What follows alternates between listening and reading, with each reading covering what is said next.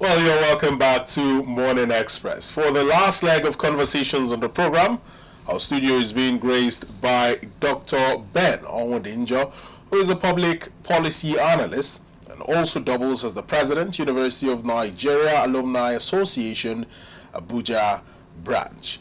Now, Dr. Ben is the executive director of Educational Network Against COVID-19, proprietor of the Praxis College of Engineering and Technology, Jabi, Abuja, and also, as I mentioned, President, University of Nigeria Alumni Association, Abuja branch. Very good morning to you, Dr. Ben. It's wonderful to have you join us here in the studio. Thank you very much. How are you today? Oh, I'm doing very well. Very, very fantastic. We were talking about local government council areas and the fact that ICPC recently revealed that over 60% of the local government corruption cases are linked to diversion of health and infrastructure funds. Now, we'll be taking a look at it from the angle of the infrastructure, but this time around not focusing on the local government chairman, but rather focusing on the ordinary Nigerians on the street, where we hear that a revelation of how vandalism, scavenging of critical assets in the country are damaging the economy, while we are accusing political office holders of siphoning and, stealing funds. Certain individuals on their part are also complicit in ruining national infrastructure. What are your thoughts on this, Dr. Ben? Thank you very much. If you have done public policy studies at the University of Nigeria, you would have encountered issues in local government administration. A preponderance of public policy, a preponderance of the appreciation of Nigerians is that people see governance, people see government as pre-vandalism. Yes, sir. People see, for even local, like now, if you win election today, everybody is saying it's now their national cake. Yes. There has been a dichotomy between how people view governance, how people view government infrastructure, and the actual thing. So, when local government people, maybe local government chairman and all his people, yes, as far as the people are concerned, the money that comes from the federal is for sharing. They are not believing in the issue of infrastructure. As far as they're concerned, it is a grab, national cake. So they don't believe, it's like a dichotomy between the masses and the government. They are saying it, let me grab. So they are not placing premium on the infrastructure as a means of developing their lives. They are placing premium on grabbing the money. Yes. So if you want to win election the next time as local government chairman, you are prone, you are tempted to continue to try a way to share the resources, share it. I'm not talking about. So they're not buying the idea of infrastructure development. They're buying the idea of stomach infrastructure. I don't want to mention a state where every month, every quarter, the governor shares social amount of money among autonomous community heads. So it's about sharing. So when you put, so ICPC is right. A preponderance of local government masses see it as stomach infrastructure. They don't believe in the idea of hardware. They want software. So it will continue until there is a deliberate effort to change the status quo antebellum, to change the understanding of Nigerians that at the end of it all, stomach infrastructure is a low-level governance strategy to compare to the idea of public good. If you put infrastructure, if you put facilities on ground, it promotes public good. But if you share it, if you share the infrastructure, if you do vandalism, it does not help. So that is, to me, the main reason why the ICPC can be said to be accurate in their analysis. Well, Dr. Ben, let's talk about let's take you one after the other. Yes. The power sector. Yes. We have seen the power minister, Chief Adelabu, coming out a lot of times to mention that the reason why we continue to see incessant power grid collapses is, amongst many things, due to vandalism. Now, you will beg the question, to what extent will these vandals go to vandalize such a huge national asset without the technical know-how of doing it? Do you think that perhaps in carrying out this vandalism, these are not just mere street touts or thugs, it's a well-coordinated operation meant to destabilize the economy? No, I don't believe that. What does it do to vandalize anything? Those who fix cars, if you drive a car in Abuja here, those who fix cars, who do magic in fixing cars, they didn't probably go to any university. They have the skill. So the idea is from this prism I told you about. Yeah. The people still see it. What they don't want to hear about power. They want to hear about what have they got to eat now. If it will boil down to vandalizing something, to sell it even cheap, to eat. Yes. So that is the level we are operating. It don't require to be sophisticated to be able to vandalize anything. So the preponderance of the masses, even something as huge and dangerous as the national power grid. it doesn't require any expertise extra. Now this is quite shocking, because when you take a look at people who vandalize transformers in neighborhoods, oftentimes you find them dead because of course, electrocution, and because if they can die, or if individuals can die due to vandalizing something as little as a transformer, how much more an entire national power grid? It shows you the level of literacy. It still shows you that there are still the masses, the people who are not really. If I know that I may die by doing this, will I go back? But these people don't see that way you are seeing it. They didn't really go to the level of school, but they have the skill to do it. So what is national grid? Is it not people that put it together? It does not take anything to vandalize anything. So people who are not highly educated, they are not looking at the risk involved. They're looking at the stomach. What they will get. What they get now. The scraps of metal and the components that they will get and sell. They will sell it as cheap as possible. And the whole idea is, what is in my pocket now? What will I eat now? Yeah. That's why America talks about what you are going to do for the country. But here we're talking about what the country will do for us. So everybody looking for how they will grab. After all, they believe that some of them in the government offices use Biro to siphon money. They will simply go there and vandalize anything. It does not require any expertise to vandalize anything. It doesn't require anything to set fire on anywhere. It just requires the risk. It requires the determination, and then they will set the fire and sell it as. In Abuja here, did you remember when they went to somewhere? They were collecting those manholes. I was going to come to that in just a moment. I will come to the manhole issue, but let's talk about the vandals that you said have technical know-how or have skills to take out certain components of these national assets without necessarily harming themselves or being caught. How do we ensure that beyond just nabbing, investigating, and prosecuting them, we find a way to give them a better chance at life that would not allow for them to continue carrying out these illicit activities? It is a simple thing. Bring governance to be more transparent. Bring the trust. I can tell you for free that I'm a public policy analyst. I can tell you for free that there's a disconnection between the trust from the masses and the government. Yes. So to the extent that people feel that these government people, what are they doing? They don't trust you. Whatever you say, you may be saying the truth, they don't trust you. So they will go for self-help. So to the extent that the government shows more transparency, buys in more trust, more confidence from people, it will reduce. Otherwise, whatever you say, as far as they're concerned, they want to eat, nothing else. So one simple sentence, improve the trust quotient of governance. So that because everybody looks at the macro level, everybody looks at the government, what is government doing, and they follow suit. So if the government is dancing surugede, they'll be dancing surugede. If government brings transparency to bear, if government they will also be transparent. A simple thing. If not, nab them, kill them, imprison them, it will continue. So it has to be at that level. So it will come down to the grassroots, and then the country will be better. Otherwise, what will you do to them? And the more the hunger is coming, the more they will even devise new methods to vandalism. So simple sentence, improve the trust quotient.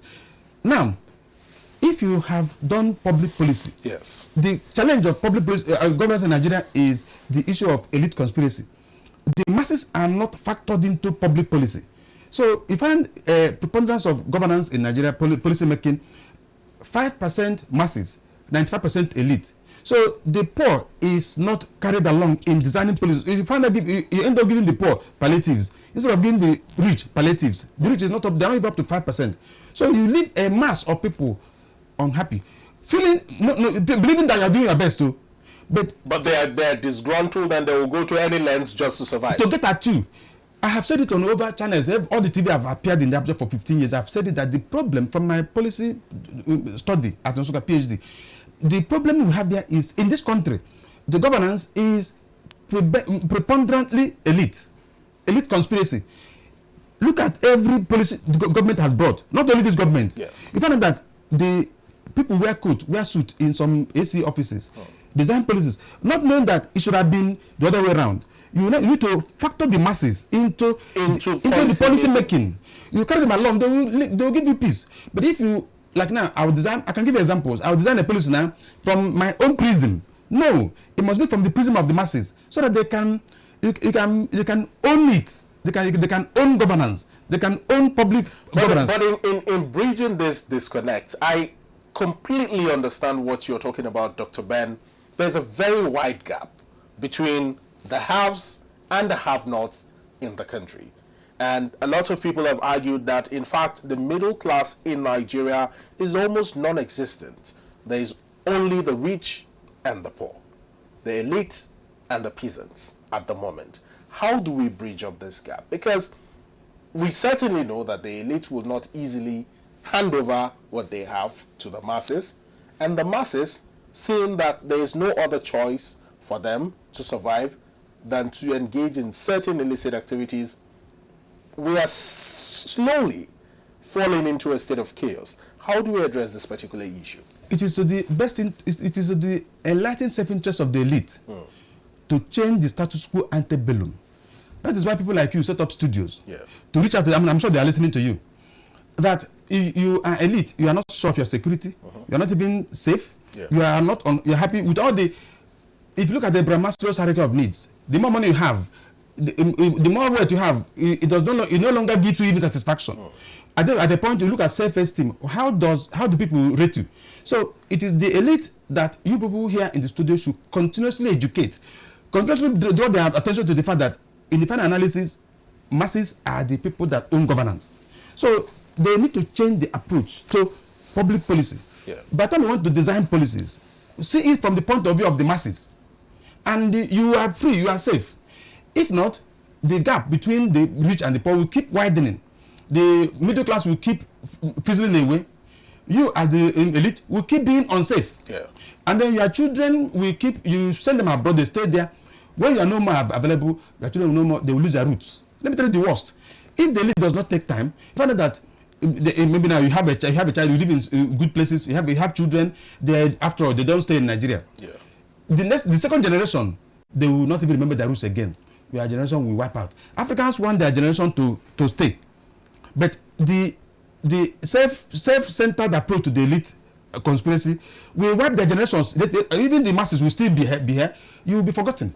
They live in Cambodia, they live in Canada, they live in America. After a point, they will even remember that they are from Africa again. So it is to their own generational interest that they change the status quo antebellum to make sure that the masses are carried along. You are safer. It is better for them. Let's come back to the FCT. You were mentioning something where a joint task force recently, busted what I might call a criminal syndicate in the day-to-day market, where scavengers who steal manholes within the FCT go there to sell it to them. For what reason, we might never know. But then we saw how that operation went. We saw the arrests that were made, and we hear that the police says that those complicit in the act are being prosecuted at the moment. While growing up, we know scavengers to be people who pick certain items that are not useful anymore to individuals or to people in the society, and then they sell them off. Not people who steal certain government infrastructure like manholes. Scavengers who come knocking on the door. Do you have any scrap metals? Do you have anything that you want to sell? And then people sell off their old pots, their old metal plates or whatever. But now the story has entirely flipped. Why is this so? Because of the same simple explanation. People troop from all parts of Nigeria to Abuja, believing that there is gold here. When they come to Abuja, they don't see the gold. And they see opulence. They see wealth. They see people living large. But they don't see themselves. They make effort, no way. And they now go to self-help. It requires a deliberate approach to sensitizing Nigerians that it does not pay to vandalize national property. You find out that even the money they sell, even the amount they get from the manholes, will not even be able to take the money, but it's a way of getting back to government. That's their own way, their own thinking. So there has to be a calculated attempt to change the narrative. Let people know that, make people understand that governance is for them. Yes. But now they feel that there's a gap between governance, people in government and us. They are oppressing us, rightly or wrongly. So they take it out. Any government facility, they go and vandalize it and sell it for peanuts. So that to me is the reason. You cannot come to Abuja today and probably you want to drive a car. You cannot get it through selling scraps, selling the kind of used items. Yes. But they feel now that if they get a big thing, manholes, they sell it, it may come close to buying a bicycle or buying a motorcycle, buying a Okada. So it is the poverty rate. All these indices is a function of the poverty rate that is increasing. Government has to do something for the poverty rate to reduce. If it reduces, you have peace. You have progress. You spend less time, less resources chasing them around. Yes. Than, okay, build more prisons, build more asylums. Will it save the matter? It certainly wouldn't. So it is a policy default of governance over the years. When the people in governance, these are my colleagues, we all did public policy, but they see from their own point of view. As far as I'm concerned now, if I'm okay, I feel the country is okay. No, revise the strategy. All this manhole, we drop. A simple strategy. It doesn't take time. Well, quite a very interesting strategy and call made by Dr. Ben. And let's hope that the appropriate quarters are listening and that action will be taken with regards to this matter. Now let's tilt internationally a little bit and take a look at a publication on the front page of the Punch newspaper with regards to what Nigeria faces in terms of loss based off President Donald Trump's tariffs that have been rocking many nations across the world. Now on the front page of the Punch newspaper, you'd find the headline and story: Trump's tariff threatens $10 billion U.S. trade or U.S.-Nigeria trade. A 25-year duty-free AGOA partnership is in danger. The Nigerian-American Commerce Chamber worries about this. Nigeria's crude revenue may plunge as the U.S. begins enforcement Wednesday. Nasima also raises concerns. $10 billion US in U.S. trade relations under threat due to the policies of one man. Simple. Can I answer? Yes, please. How much can we generate in terms of agriculture if we fall back on agriculture? How many billions? Well, I wouldn't be able to I can tell you that. $100 billion annually. Niger State is more in terms of land mass than Netherlands. They export this, export that. Many countries of the world are less in terms of size and resources than Nigeria, and they rely on themselves.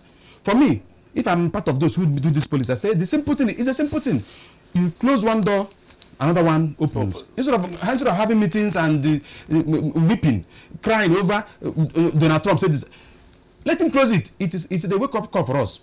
Now it's okay, because this place has blocked, let us go back to agriculture. A simple thing. Remember, there was a time agriculture was our mainstay of economy. Yes. Do you know that some places, Bangladesh, they generate money more than Nigeria generates from crude oil, from production. So let Nigeria go back to production and forget about this one. If I'm there, if I participate in the villa in designing this policy, I'll forget about it.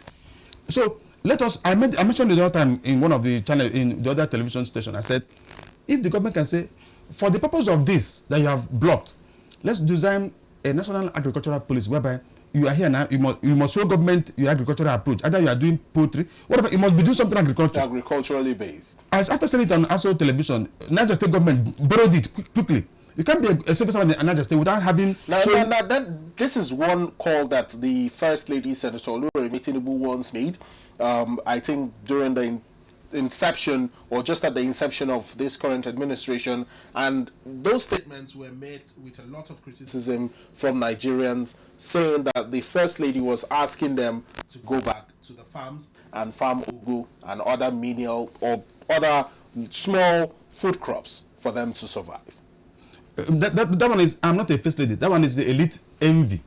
Oh, okay. Elite envy. Okay, that's an interesting way to put it, Yes, Dr. elite Ben. envy. Can you imagine? Look at this. Look at that. He's eating money. We're not eating. Carry But on, I'm an ordinary Nigerian. Yes. I said in ASO television, I made those calls. The next month, Niger State, they had it. Niger State government took it up.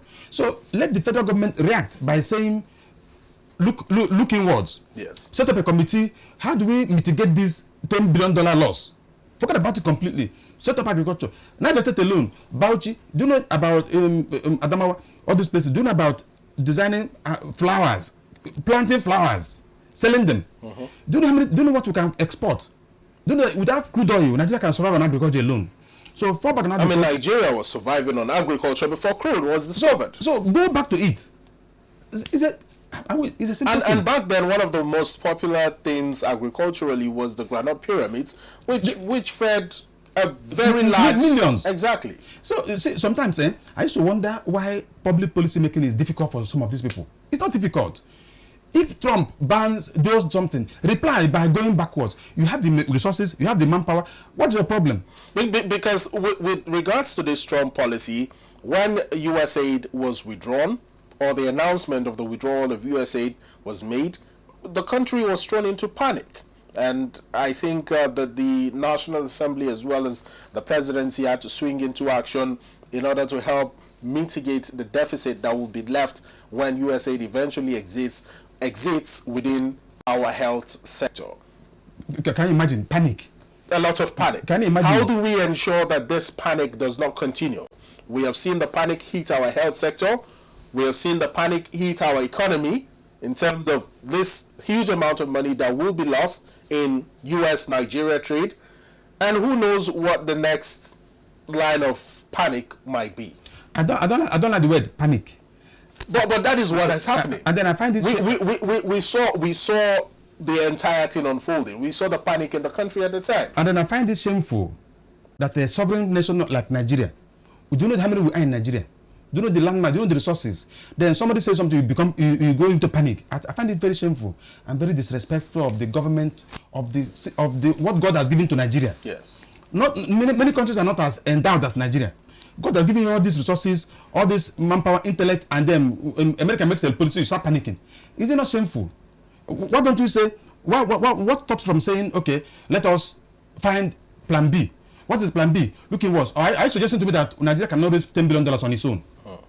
Are you suggesting that if we go to agriculture, if we import this, import that, if we import cow, that if you import processed meat alone, if we import milk, if we import vegetable, and we have several government facilities, National Export Promotion Council, NEPC.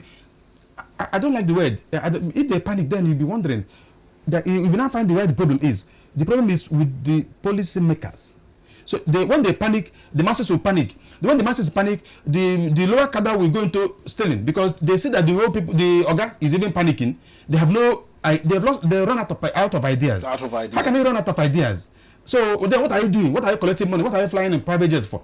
No, when you lose control, when you lose creativity, then the loss of hope will go down. The masses will respond by going to vandalize property. So vandalize government facility because government facility, which was what we were just talking about. Simple. So it's a simple chain. In public policy, you have public program planning, implementation, execution, that is evaluation and feedback. So the government in Nigeria, they only stop at program planning and implementation. They don't look at evaluation and feedback. So they think they are doing it right. They're not doing it right. How can you panic? Don't you feel shame? Well, Dr. Ben, we keep calling for the diversification of the economy. It is something that we have always called for. It is something that has resonated time and again in the minds of Nigerians, on the lips of Nigerians, to the ears of the leaders. And it appears that the tide's grip on crude oil in the country is not something that we will see an end to anytime soon. It's easy money, it's fast money, it's big money. But beyond being easy, fast, and big, how do we ensure that we maximize other potentials inherent in the state, in the country? Natural mineral resources, agriculture, tourism, and all of those things are not being paid attention to. Who are the ones that have kept a serious grip on the crude oil? The elite. The elite. And then the elite, it's a simple, I've told you that the problem of Nigeria is pre-Vandalism. The elite, the leadership quotient is a problem. They don't care about the masses to the extent that they have got money, easy money, they are comfortable, they fly around, their children are abroad, they don't look at the masses and see where we are. So if the elite, thank God you have a studio where you, and I believe they are listening. So along the line, if the elite does not change the approach, it will be a story and a story and a story. How do you have a mono economy? Please, does it make sense? You have just one economy, and you have parastatals around whose job is to multiply the approach, multiply the income level. What are they doing? It's not just about setting up bureaucracy. It's about in concrete terms. So there must be a better synergy between the private sector and the government sector, reducing bureaucracy for us to have products, for us to have results in concrete terms. If you have results in concrete terms, it will change. If not, the elite will sees it like that, will still be weeping and wailing. And to the extent that the elite sees it, a small percentage sees the economy upstairs, yes. Others will go down and they will end up in vandalization. When they keep vandalizing, even the rich themselves are not even safe. Even the country itself. How can somebody say they are reducing ordinary $10 billion? Ordinary $10 billion. And the entire nation is in panic. I find this shameful. I find it a disrespect to the country as an entity. How? Well, a disrespect to the country is what Dr. Ben finds this particular situation. But let's move on to the last topic of discussion on the program this morning. Following the exit of Niger, Mali, and Burkina Faso from the ECOWAS bloc, we hear news that Niger is about to exit the multinational joint task force. Now, the defense headquarters has warned that this might have grave security implications on West Africa. Doctor, how do you react to this issue? I would have preferred that the dispute that said so, yes, would have also added the solution. Yes. If it has multiple implications, possible multiple implications for Nigeria, what are their strategies to mitigate that? Yes. So the security lapses, it will still plunge the country into more misery because the gaps will be there. There'll be more killings, there'll be more insecurity, there'll be more loss of GDP, there'll be more poverty. When the country is not safe sufficiently, nobody abroad can come and invest in Nigeria. Yes. So the standard of living of Nigeria will continue to come down. Now, how does government react? If they want us to suggest, we'll suggest. What we are saying is that the government has to still. My brother, it's simply one sentence.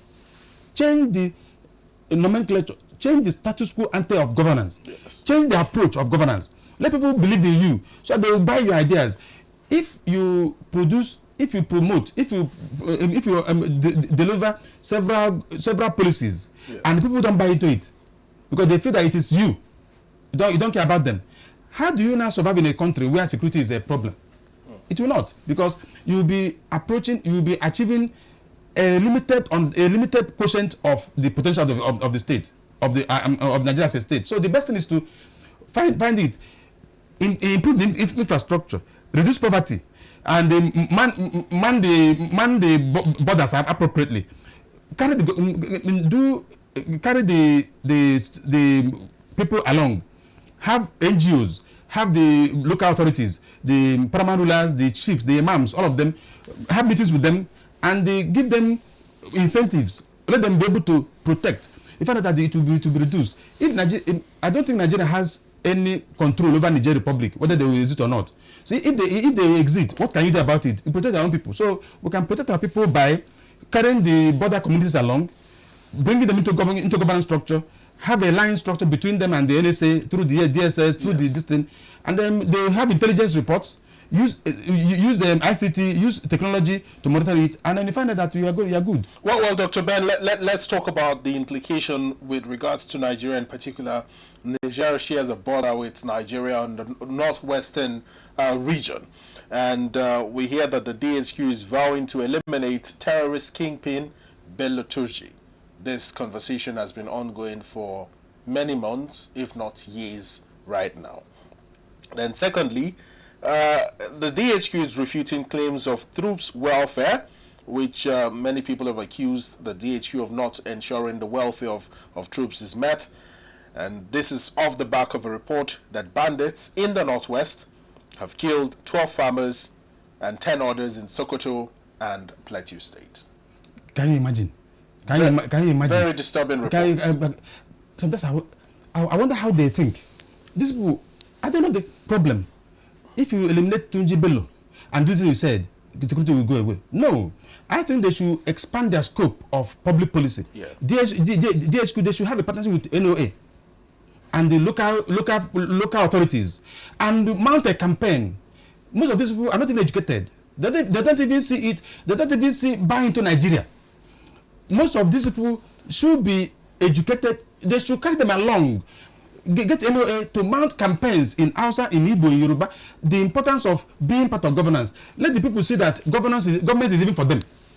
You reduce it if you kill Tunji, if you unalive Tunji Bello. Yes. Are there not other Tunji Bellos that are there? If his cohorts are there and they will continue to, how many people carry out their operations. So look at the response of the DHQ. You see the kind of response they have. They are not looking at it for them. If it's simple strategy, it's simplistic. They simplify this. No, they trivialize the approach. It will continue. For me, if I'm there, I will say NOA has the facilities all over the country. Get them involved. Go there, mount campaign, mount jingles, go have meetings with them, educate them, support them, and they will buy your idea. And the insecurity will go away. If there are people who are anti-state, who are non-state actors, even the people will help you to chase them. But when the people even believe in the non-state actors better than government, what are you going to do? Are you going to even be happy eliminating your citizens? It's not even proper. Well, these are very timely calls you've made, Dr. Ben Owodinjo, but we must thank you so much. It's been a pleasure having these conversations with you on Morning Express. Hoping to have you here again next time to deliberate on more topical issues. Thank you very much. Thank you. God bless you. Well, that has been Dr. Ben Owodinjo, who is a public policy analyst and executive director of Educational Network Against COVID-19. Proprietor of the Praxis College of Engineering and Technology, Jabi Abuja, as well as President, University of Nigeria Alumni Association, Abuja branch.